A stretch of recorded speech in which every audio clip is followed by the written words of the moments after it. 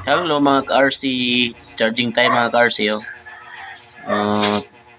Ito kasi yung ginawa ni Kuya Ninel na RC car is kanto mga ka-RC naka-charging. Naka ano to, lagyan niya para charging yung battery. Ito mga ka-RC oh. Dito yung ano, ito yung power bank. Binilhan ko yung anak ko mga ka-RC ng power bank na mas malaki. Yan. Binilhan ko siya ng mas malaki na power bank kasi dito niya charge yung mga gawa niya dahil hindi ko pa siya kasi siya pinayagan mag-charge dun sa mga outlet. Dito lang muna sa power bank para safety. Ito yung mga gamit ni mga RC oh. Mga DIY. Ito mga DIY, hindi niya tinatapon mga RC kasi baka daw mga magamit pa. Mga ano, yung iba. Ito yan. Mga gamit niya mga RC.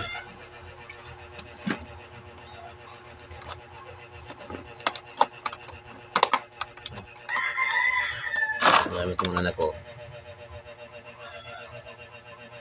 Ito yun. Mga gamit niya.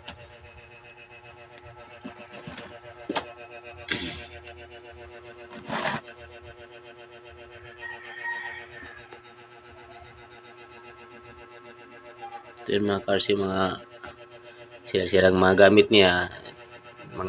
May magawa siyang ano, na symbol.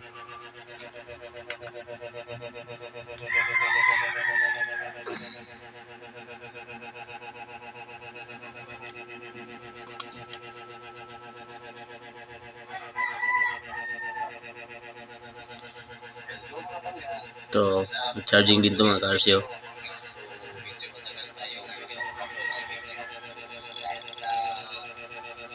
Busy tayo sa trabaho, meron tayo mga importante ginagawa.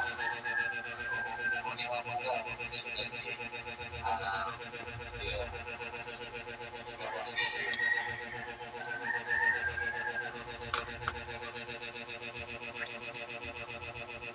charging nito mga cars yun. Ito na ginagamit dito ng anak ko. Siya din, yung anak ko din ang nag-wiring nito.